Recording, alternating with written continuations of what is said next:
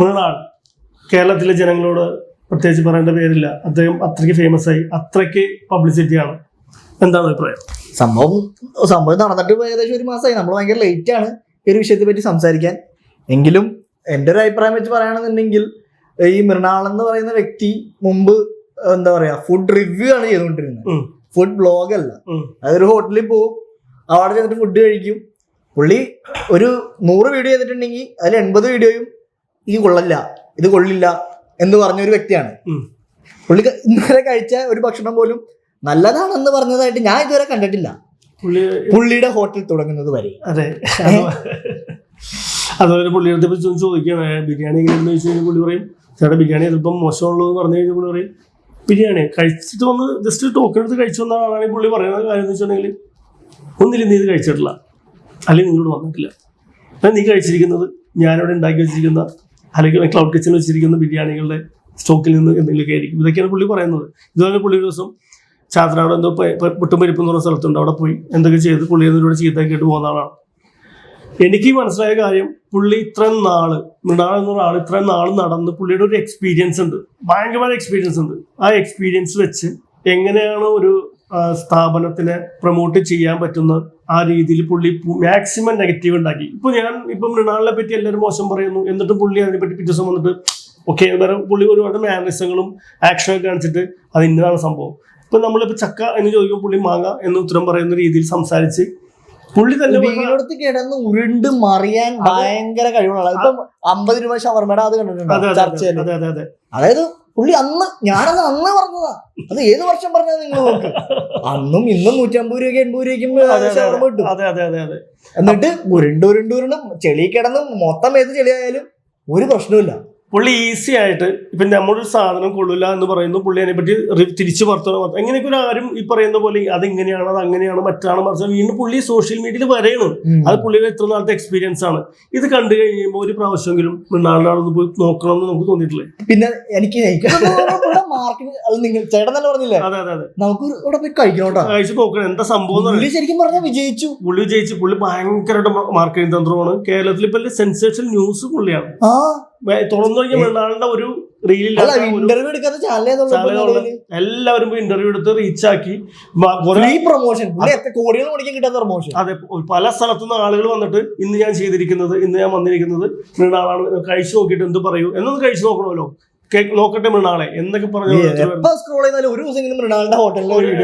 Main സംഭവം എന്ന് വെച്ചാൽ പുള്ളി ഉണ്ടാക്കിയ നെഗറ്റീവ് പബ്ലിസിറ്റി വെച്ച് പുള്ളി തന്നെ ലൈവിൽ വന്നിട്ട് അത് പോസിറ്റീവ് ആക്കാൻ ശ്രമിക്കുമ്പോൾ കുറെ ആൾക്കാർ ചീത്ത ഇതൊരു അങ്ങോട്ടും ഇങ്ങോട്ടും ഉള്ളൊരു പുള്ളി ശരിക്കും പറഞ്ഞു കഴിഞ്ഞാൽ അത് വെച്ച് കൂടുതൽ ഉണ്ടാക്കിയെന്ന് എനിക്ക് തോന്നുന്നത്. ഇപ്പൊ 4-5 ഹോട്ടലിൽ അതാണ് പുള്ളിയുടെ മെയിൻ എന്ന് വെച്ചാൽ ഇത്ര നാളത്തെ എക്സ്പീരിയൻസ് വെച്ച് പുള്ളി അടിപൊളിയാക്കി സൂപ്പറാക്കി അതുപോലെ നല്ല കണ്ടന്റ് ചെയ്ത് പുള്ളിയെ മറ്റുള്ളവരെ കൊണ്ട് ചെയ്യിപ്പിച്ച് പുള്ളി പണി ഇടിപ്പിച്ച് പുള്ളിയുടെ എക്സ്പീരിയൻസ് മാർക്കറ്റിംഗ് തന്ത്രത്തിൽ നെഗറ്റീവ് ഉണ്ടാക്കി പുള്ളി ചെയ്തുകൊണ്ടിരിക്കുകയാണ്.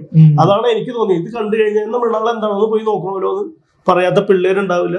അങ്ങനെ ഒരു സംഭവം പുള്ളിയാക്കി മാറ്റി. അതാണ് എനിക്ക് തോന്നിയിരുന്ന കാര്യം.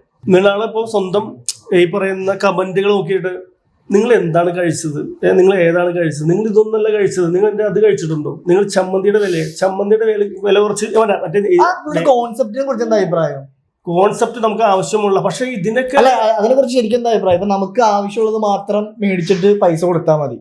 പുള്ളി പുതിയൊരു കോൺസെപ്റ്റ് ലോകത്തെങ്ങും ഇല്ല എന്നൊക്കെയാണ് പുള്ളി പറയണേ. അതെങ്ങനെയുണ്ട്? താങ്കൾ ഒരു ബിരിയാണി, സാധാ ചിക്കൻ ബിരിയാണി ഒരു ഫുള്ള് ഒരു ഷോപ്പ് ഒരു ബിരിയാണി കടയിൽ മാഞ്ഞാലി ബിരിയാണി എന്ന് വിചാരിക്കും, അവിടെ പോയി കഴിച്ചാൽ എത്ര രൂപയാവും ഒരു ഫുൾ ചിക്കൻ ബിരിയാണി? 150-160 അല്ലേ? 145 രൂപയാണ് പുള്ളിയുടെ ഒരു സിംഗിൾ ബിരിയാണിക്ക്. അല്ല, ഞാൻ ബിരിയാണിയുടെ ചോദിച്ചതല്ലേ, സദ്യ കഴിക്കുമ്പോഴാണെങ്കിലും നിങ്ങൾക്ക് സാമ്പാർ വേണമെങ്കിൽ സാമ്പാറിന് പൈസ കൊടുക്കുക, തോരൻ വേണമെങ്കിൽ തോരന് പൈസ കൊടുക്കുക. ഞാൻ പറഞ്ഞ ആ പറയുന്ന പുള്ളി പറയുന്ന അതിന്റെ റേറ്റ് ഒരു സിംഗിൾ ബിരിയാണി ഒരു സിംഗിൾ ചിക്കൻ പീസിലാണ് തരുന്നത്. ഒരു ഫുൾ ചിക്കൻ ബിരിയാണിക്ക് 150 രൂപ ഉള്ളൂ. ആ 150 രൂപയ്ക്ക് പുള്ളി പറഞ്ഞത്. എന്നിട്ട് പുള്ളി പറയുന്നത് അല്ല അതിനൊപ്പം GST വരുന്നുണ്ട്. അതാണ് ഞാൻ പറഞ്ഞത്. പുള്ളിയുടെ ആ സിംഗിൾ ബിരിയാണി കഴിക്കാൻ വേണ്ടി 145 രൂപ എത്ര ആളുകൾ എന്താ കഴിച്ചു നോക്കണമെന്നും പറഞ്ഞു പുള്ളി വരുന്നത്. അതുപോലെ തന്നെ നമ്മുടെ ഈ പറയുന്ന പുറത്തുനിന്ന് നമ്മളിപ്പോ ഒരു ബജ്ജി കഴിക്കാന്ന് വെച്ചോ, എത്ര രൂപയാവും? ചിലവർക്ക് 6, ചിലവർക്ക് 7, ചിലവർ 10. ഇങ്ങനെയാണ് ഞാൻ കണ്ടിരിക്കുന്നത്. 7 രൂപ കൂട്ട് മിനിമം, അല്ലെങ്കിൽ 8 രൂപ കൂട്ട്. മിക്ക സ്ഥലത്തും പട്ടണങ്ങളിൽ 10 രൂപ 10 കൂട്ട് എടുത്തിട്ടാണ് ബജിക്ക് കാര്യങ്ങൾക്കൊക്കെ. എക്സ്ട്രാ ചമ്മന്തിക്ക് പോയിട്ടില്ലെങ്കിലും അതിന്റെ GST ബില്ലൊക്കെ പുള്ളി എക്സ്ട്രാ ചമ്മന്തിക്ക് എത്രയാവുമ്പോ പിന്നെ പ്ലസ് GST, ഒരു ബജി അല്ലെങ്കിൽ ഒരു പഴംപൊരി, പിന്നെ പുള്ളി വേറൊരു ചായപ്പൊടി. അല്ല, പുള്ളിയുടെ ഭയങ്കര ഇതുണ്ട്.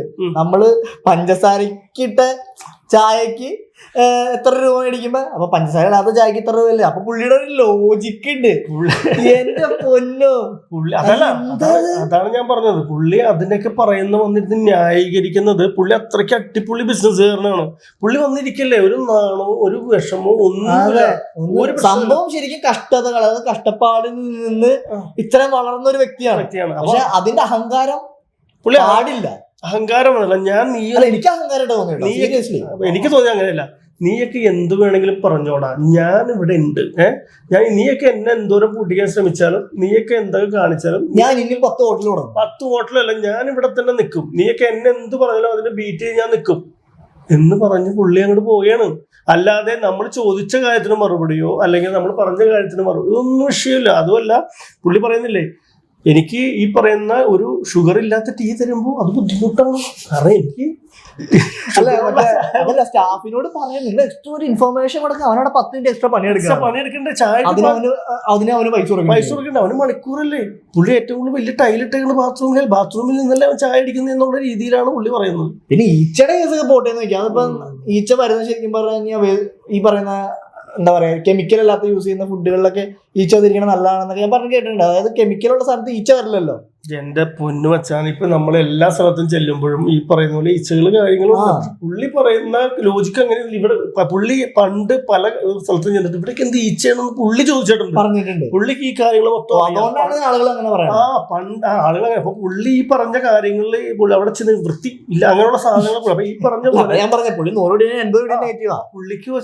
പുള്ളി നല്ലൊരു ബിസിനസ്സുകാരനെന്നുള്ള കാര്യം മനസ്സിലാകുന്ന കാര്യം പുള്ളി ചിന്തിച്ചിട്ടുണ്ടാവും. ഞാനിപ്പോ തുടങ്ങാൻ പോകുമ്പോൾ എന്തൊക്കെ തിരിച്ച് എനിക്ക് വരും, അതിന് പുള്ളി നല്ലൊരു സൊല്യൂഷൻ, ഒരു ആൻസർ പുള്ളി കണ്ടുപിടിച്ചിട്ടാണ് ഈ ബിസിനസ് തുടങ്ങിയിരിക്കുന്നതെന്നാണ് 100% ഉറപ്പ്. അതുകൊണ്ടാണ് പുള്ളി ഇപ്പൊ കഴിഞ്ഞ ദിവസം തീറ്റ മത്സരം നടത്തുന്നു. നിങ്ങൾ നല്ലൊരു ഫുഡ് ബ്ലോഗറാണോ അല്ലെങ്കിൽ നിങ്ങൾ വ്ലോഗറാണോ, നിങ്ങൾ എന്നെ വിളിക്കും, നമ്പർ തരാം എന്ന് പറഞ്ഞ പുള്ളിയുടെ നമ്പർ തരാണ്. വിളിക്കണ്ട, മെസ്സേജ് അയച്ചാൽ മതി. ഭയങ്കര തിരക്കാണ്. ഇതൊക്കെ ഒരു ട്രിക്കാണ്. പുള്ളിന്റെ ഐഡന്റിറ്റി പറയണം. വാട്സാപ്പിൽ പുള്ളി തെറി പറയും. ഇതൊക്കെ വിചാരിച്ചോണ്ടിരിക്കുകയാണ്. അപ്പൊ നമ്മൾ എന്ത് ചെയ്യും, ഓട്ടോമാറ്റിക്കലി പുള്ളി നമ്പർ. ചില ആളുകൾക്ക് ഇല്ല, പുള്ളിയുടെ ഭയങ്കര ബുദ്ധികൂർമ്മതയാണ്. ബുദ്ധികൂർമ്മത എന്ന് വെച്ചിട്ടുണ്ടെങ്കിൽ പുള്ളി ഇത്ര നാളത്തെ എക്സ്പീരിയൻസ്, ഇത്ര നാൾ പല നാടുകളിൽ പോയി ഭക്ഷണം കഴിച്ച അതിന്റെ എക്സ്പീരിയൻസ് ആണ് പുള്ളി ഇതിൽ ചെയ്തിരിക്കുന്നത്, അപ്ലൈ ചെയ്തിരിക്കുന്നത്. പുള്ളി വിളിക്കും. പുള്ളി കഴിക്കുന്നുണ്ടോ എങ്ങനെയാ നമുക്ക് നോക്കാം. എല്ലാവരും അങ്ങനെ തന്നെയല്ലേ, നമ്മൾ ജസ്റ്റ് ടേസ്റ്റ് നോക്കാം. നല്ല ലക്ഷ്യം. അതെ, നമ്മൾ വീഡിയോ ചെയ്തു, നമ്മൾ അടുത്ത ദിവസം പോയി കഴിക്കണം. അല്ല, എന്താണ് സംഭവം നോക്കാം. പുള്ളി പറഞ്ഞ കാര്യത്തിനാണ് ഞാൻ നമ്മൾ ഈ മറുപടി പറഞ്ഞത്. അപ്പൊ എന്തായാലും നമുക്ക് നോക്കാം, പോയി കഴിച്ചു നോക്കാം. കഴിച്ചു നോക്കിയിട്ട് നമുക്ക് അവിടെ നിന്ന് വ്ലോഗ് ചെയ്യാം. അതെ, അപ്പൊ എന്തായാലും അവിടെ പോയി കഴിച്ചു നോക്കിയിട്ട് യഥാർത്ഥ അഭിപ്രായം പറയാം. പുള്ളിയുടെ ഹോട്ടലിനെ പറ്റിയൊക്കെ പറയേണ്ട യാതൊരു, നമ്മൾ ഫുഡ് ബ്ലോഗറോ ഫുഡ് റിവ്യൂവറോ ഒന്നും അല്ല. നമ്മള് പുള്ളിയുടെ ഈ സാമൂഹ്യ മാധ്യമത്തിൽ കാണുന്ന ഇത് കാണുമ്പോൾ നമുക്ക് പറയണമെന്ന് തോന്നി, കുറച്ച് കാര്യങ്ങൾ പറയണമെന്ന് തോന്നി. ലേറ്റ് ആയിപ്പോയി അല്ലേ?